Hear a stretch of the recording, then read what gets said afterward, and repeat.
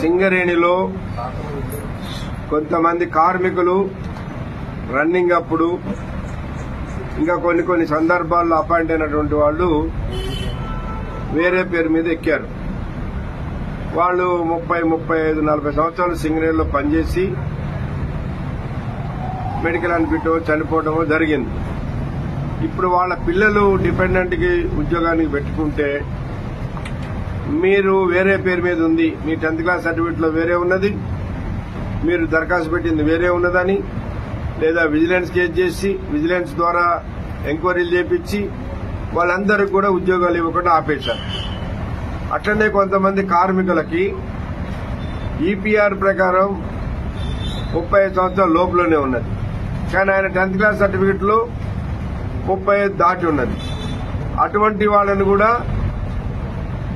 ఆపేశారు. కొంతమంది 10th class certificate లో ఎక్కువ ఉన్నది, ఈపీఆర్ లో తక్కువ ఉన్నది కదా అని సర్టిఫికెట్ లో 8వ, 9వ జరిగినట్టు కూడా తెచ్చుకుంటే అది కూడా విజిలెన్స్ చేసి మీరు దొంగ సర్టిఫికెట్ పెట్టారని అటువంటి వాళ్ళని కూడా ఆపేశారు.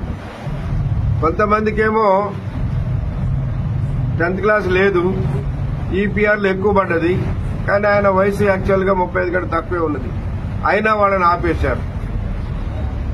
ఇలాంటి కేసెస్ అన్నిటి మీద కూడా 2022లోనే మేము అప్పుడు 5 జాతీయ కార్మిక సంఘాలు, అప్పుడు గుర్తింపు సంఘం టీబీజీ కేసు కలిసి ఒక సమ్మె నోటీసులో ఈ డిమాండ్ పెట్టినప్పుడు మేనేజ్మెంట్ మేము గుర్తింపు సంఘంతో 1 టైం మెదడుగా చేసి తర్వాత దీన్ని పరిష్కారం చేద్దామని అన్నారు. ఓవరాల్ గా అగ్రిమెంట్ లో ఏం లేదు, కానీ ఓవరాల్ గా చెప్పారు అన్నాడు.